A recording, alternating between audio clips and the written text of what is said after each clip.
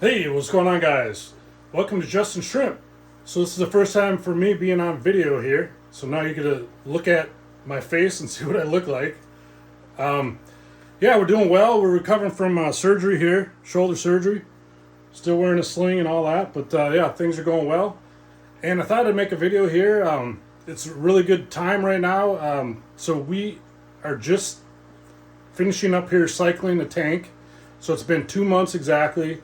So we started cycling a Caridina tank on March 1st, and today is May 1st. So yeah, I decided to let you guys know what's going on here in Justin Shrimp Room. And yeah, let's dive into it.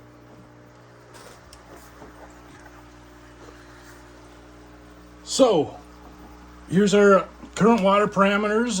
We just tested this tank to see where we're at. So our ammonium's looking great, nitrite's looking great. Nitrates are high. Our KH 0 to 1, and our GH is at 5 drops. So yeah, we did a 50% water change, and we just refilled it up. And we're gonna let this sit for a few hours here, and then we're gonna do another test and see if our nitrates are in the 10 ppm range. That's where I like to do it. 10 ppms is what I did before, and it worked great to introduce shrimp into this tank. So over the last couple months, we did a little bit of ghost feeding, like 3 times. We just put a piece of fish flake in here and just let it completely evaporate, or get eaten by the beneficial bacteria. We just took our time with everything on this tank, and got some awesome green walls, lots of algae in there.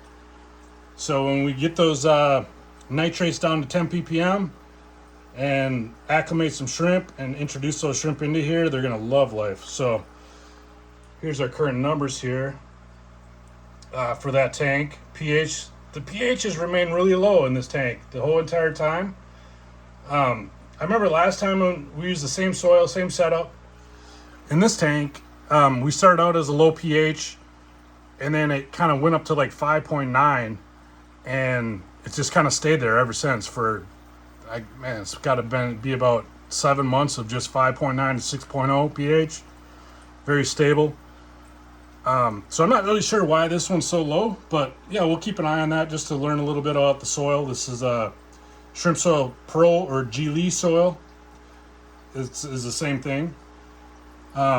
We do have a little bit less soil in this tank. As you can see, that it's about 1.5 inches deep here. In this tank, we got about 2 inches, a little bit more soil. So a little bit more soil being buffered in here, which might be the reason why we're keeping our pH lower, but we'll keep an eye on that. 62 TDS right now is because I literally just topped off with 50% water change at zero TDS with the RO water. So we're going to add a little bit of GH plus in there in a minute here. Get that going up to 120. That seems to be the magic number with these shrimp. They like 120. And this meter here is on our current tank. So yeah, 6.1 is what it's reading at, but I know if I give it the probe here a little shake, it'll go back down to 6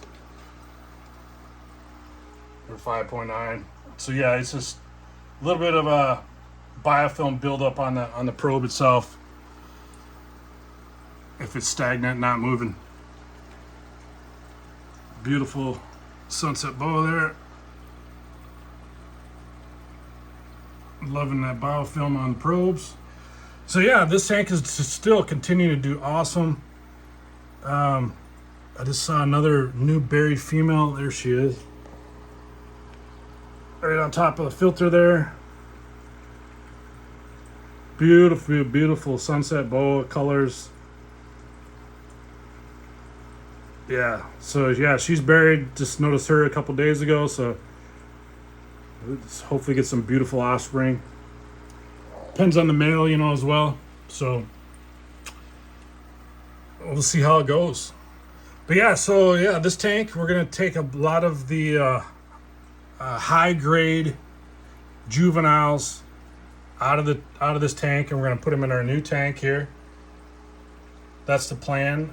We already took out some of the kind of lower grade Red Galaxy fish bones and we put them back into this tank here. So if you guys saw some of our last videos, this tank, we had some issues with it, with breeding particularly, and I just kept it going. I never tore it down. I was gonna tear it down, but I was like, well, I need a backup tank in case something goes bad, you know, with this tank. So I just left it going because I knew that this tank, you know, could hold shrimp in it. They would at least survive, you know, if something catastrophic happened to this tank.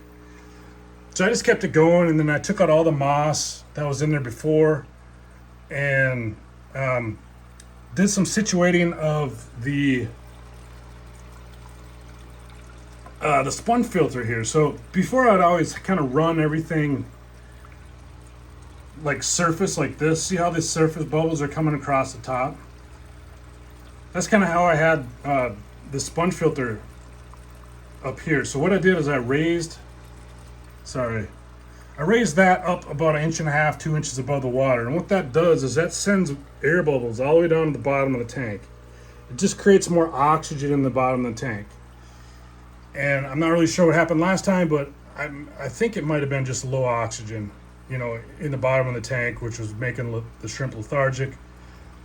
But we added 30 shrimp in here, and these guys are just loving life. I fed them a couple days ago, and they're just ferocious eaters like they should be. So they're acting normal. They're swimming around. They're actively moving around, loving life. So that's a really good sign. So I think this tank is on the mend, and maybe it was oxygen. Low oxygen content in the bottom of the tank was creating that lethargic activity last time. So we took a piece of flame moss and we added it into the tank. This came out of one of our Neo tanks. That's why it's kind of looking a little scrubby right now, because of the pH in our Neo Caridina tank was a little high, actually really high. It's above 8 in that other tank, 8.5 around there, and it just doesn't grow as well in higher pHs. So we just put it in here for now, and we're going to see if we can recover this.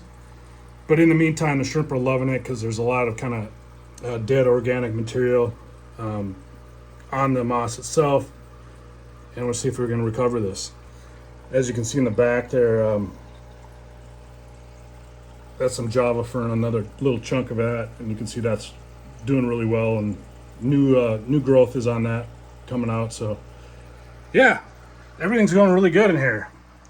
So yeah, what we did, so we just did a water change, and we're gonna test their nitrates in a little while here, and see if we can get them around 10 ppms, and then we're gonna start acclimating some shrimp to put in the tank. They're gonna love life. They got so much algae and biofilm in here to feed on for months, so that's gonna be good. And let's see, I also want to share, I got a little farm going here for flame moss, and this has just been really awesome. They're expanding big time, so we just got tons and tons of flame moss. If anybody wants any flame moss, we have some for sale. Just message me and make a comment, and I'll get you in touch with some links here, and we'll get that going. We can communicate if you guys want to buy some. But I'm gonna be selling a large chunk for $20, like a large chunk. When I first bought this stuff, it was in like those small little Dixie clear cups. Bought 2 of them, $10 a piece.